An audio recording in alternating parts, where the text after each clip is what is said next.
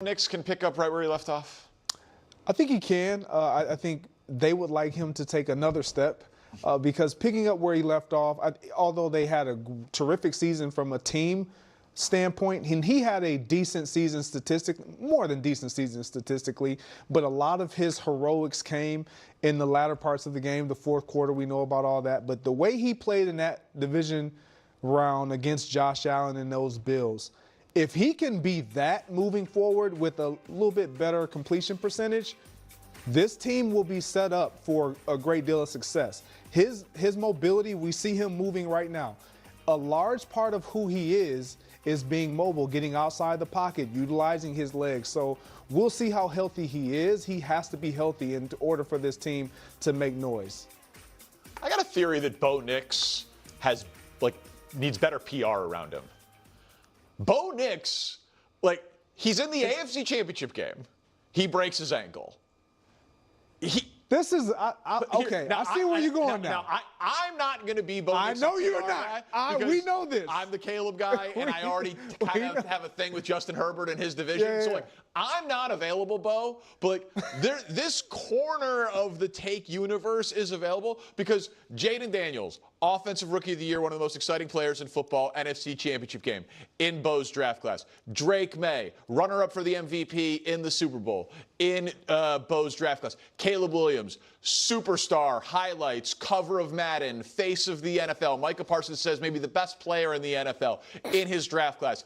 Show me the stats, please, on this draft class. Bo Nix has more wins than all of them, more touchdowns than all of them, and more yards than all of them.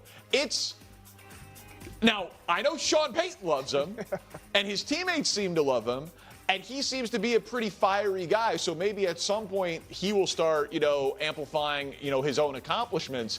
But I would look at that and say, Bo Nix is just being way underserved in the marketplace of what this guy can actually be. I have been saying this consistently since the very moment Bo Nix was selected in the draft. It's been a recurring theme for me. In fact, I produced an entire segment last season dedicated to dissecting the comparisons between Caleb Williams and Bo Nix, exploring why the discourse surrounding one is so disproportionately louder than the other. We had a whole meta conversation about it, and I'm genuinely tempted to go back and revisit that video, though I'd have to dig through my archive because I can't recall the exact title off the top of my head. But for me, the distinction has always been so glaringly obvious. It's pretty remarkable, honestly. Before we dive headfirst into this discussion, and you all know how eager I am to get into it, Denver Broncos fans, please do not forget to subscribe and watch the full-length videos. When you commit to that, the metrics explode. Views skyrocket, subscribers multiply. But I want to be perfectly clear, this isn't about chasing arbitrary numbers. It's about having the capacity to produce Denver Broncos content that people genuinely want to engage with and debate. It allows us to maintain the most unbiased, level-headed, and honest conversations about this organization. Watching the entire video goes a long way, and I would genuinely appreciate it.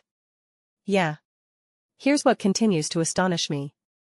Caleb Williams lands the Madden cover, and honestly, I couldn't care less about that sort of thing. We're just using it as a barometer for how the media narrative operates.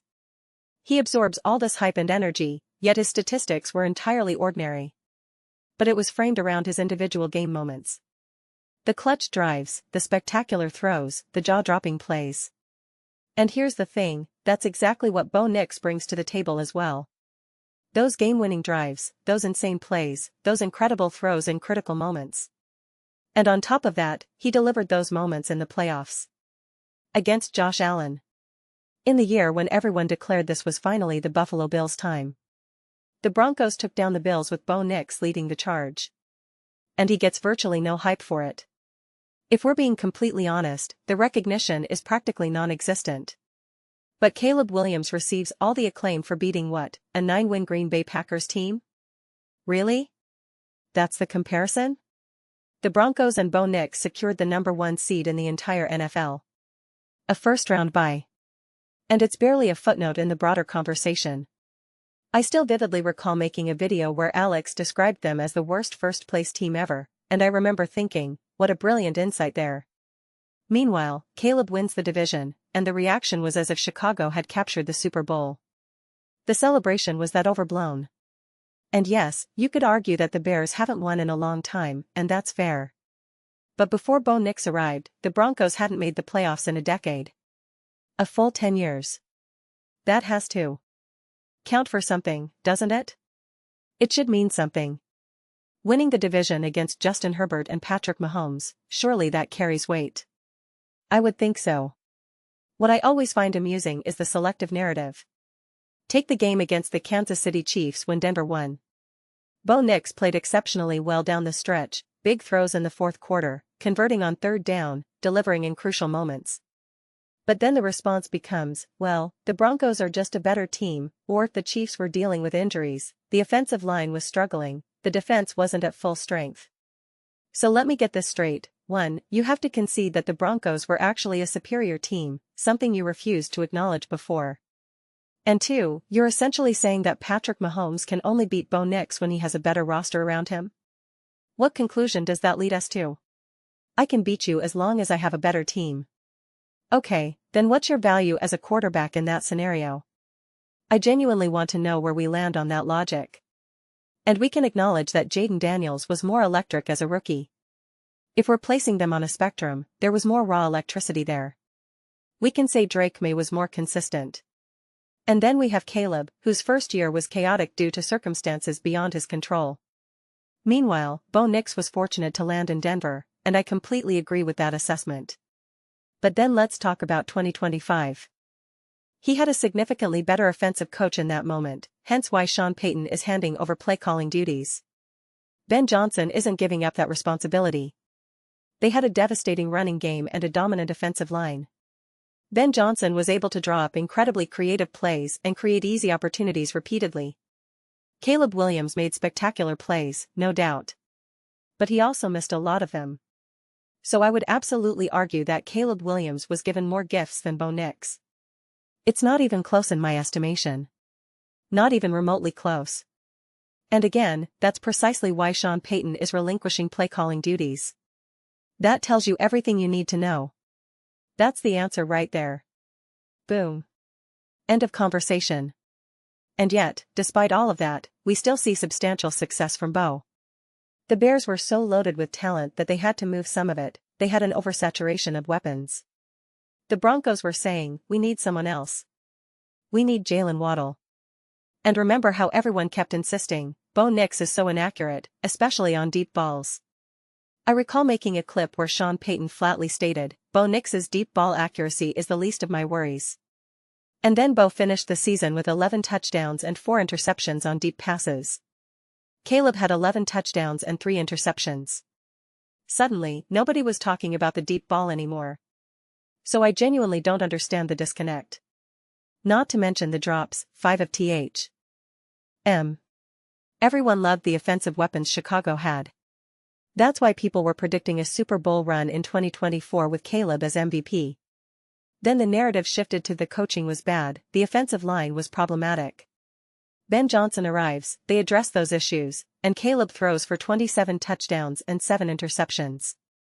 Meanwhile, an offensive core that people didn't consider spectacular in Denver, which is why they had them missing the playoffs entirely, produced 25 touchdowns and 11 interceptions. A difference of just 2 touchdowns. Completion percentage, 63.4% for Bo versus 58.1% for Caleb. Passing yards, 3,931 for Bo, 3,942 for Caleb. Passer rating, 90.1 compared to 87.8 for Caleb. And on the ground, Caleb had 388 rushing yards and 3 touchdowns, Bo had 356 yards and 5 touchdowns. So it's utterly fascinating to me that there's so much hype and energy surrounding everyone except Bo on that list. And here's what's really funny, Danny basically said he can't be the Bo guy because he's already committed to being the Caleb guy, and he already has Justin Herbert in that division. So that means you can't believe in Bo Nix? I called this out back in either 2023 or 2024. Nick was so overwhelmingly positive about the Cowboys and so aggressively anti-Philly, and I pointed out that it was essentially the same impulse, pumping up one meant continually knocking the other. I refuse to operate that way personally. I believe tremendously in Justin Herbert and the Chargers. I am excited to see what the Raiders and Fernando Mendoza have in store. And you better believe I think Bo Nix and the Broncos will be elite. I'm a massive believer in Jaden Daniels. I was vocal about Drake May deserving MVP consideration. You can hold takes that theoretically upset other fan bases. It becomes an occupational hazard. I talk about this division extensively because I genuinely believe in the Chargers and the Broncos, and I discussed that all last season. Every time I make a pro-Chargers video, Broncos fans ask what I'm doing. Sometimes people say, I thought you were a Broncos fan, I'm unsubscribing. But I'm not a Broncos fan. Just because I believe in the Broncos doesn't mean I'm a fan. I think they're great, I think they'll be a top team, and I was right, they reached the AFC Championship game. So I'm here to deliver accuracy, not fandom. And have interesting conversations along the way. I found it really telling when Danny admitted that openly. That's why we get some of these fascinating takes out there, because I think people are hyper-aware of the narratives. I was hyper-aware in 2024. I thought Jaden would be awesome, and I was correct. I thought the Eagles would be awesome, and I was correct. I thought the Cowboys and Giants wouldn't be as great, and I was correct. Every time I talked up the Commanders and Jaden Daniels, Eagles fans weren't thrilled. And every time I praised the Eagles and Jalen Hurts, Commanders fans weren't happy either. When I suggested Hey wouldn't want to face each other too early in the playoffs and that it was better to be on opposite ends of the bracket, Commanders fans weren't pleased. Then they got dominated, and I had to keep it real. I understand navigating that dynamic. And I think a lot of it also comes down to the Chiefs. It's always Mahomes, the Chiefs, the dynasty narrative. If you have that fan base behind you, that army ready to support you, it's a great position to be in. Bo Nix is a direct threat to that. The Denver Broncos are a direct threat to the idea that we can just show up on TV or YouTube and keep repeating Chiefs, Chiefs, Chiefs, Kansas City Chiefs. The NFL world wasn't hoping for the Broncos and Bo Nix in the AFC Championship game. They wanted Mahomes, Taylor Swift, Kelsey. That's what they really wanted. What do you think they preferred, Bo Nix versus Drake May, or Patrick Mahomes versus Drake May? Walmart in the owner's box or Taylor Swift in the owner's box, clapping and smiling? What do you think they wanted to show on television? What do you think they wanted to discuss on Monday morning? Not the Denver Broncos. To my surprise, the Broncos fan base isn't technically as massive as the Bears or Commanders. I've always viewed the Broncos as NFL royalty, so I just assumed they had an absolutely enormous following. But that's not the case. That's why people wanted Chicago to be great, wanted Washington to be great, because greatness there multiplies on a much larger scale. I didn't. Realized Denver was considered more of a medium market. Maybe because I was on the Broncos from the very beginning with Bo, I was able to establish such strong energy with that fan base from the jump that I never had to push too hard. So I just assumed, oh yeah, the Broncos are massive. But they're not.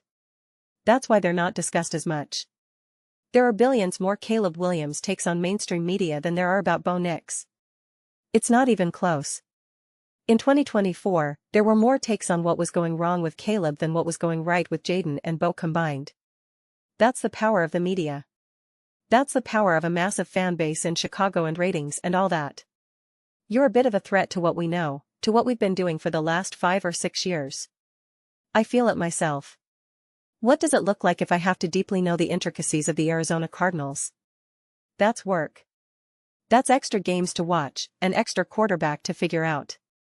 Can't it just be Mahomes every year? So much easier to say, we can't count out Patrick Mahomes, Andy and Spags will cook up something special. It's such an easier take in 2024. Then the Eagles beat them and suddenly they're short-circuiting. The whole Super Bowl was built around the Chiefs three-peating. They didn't know what to say. They couldn't understand how the Chiefs got back into the game. And that's all part of it. A lot of it isn't even intentional, I think it just naturally happens.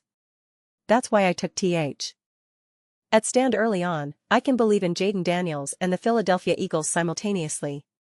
That can exist. Even though I know if I make an Eagles video and throw a troll dig at the Commanders, that earns me bonus points.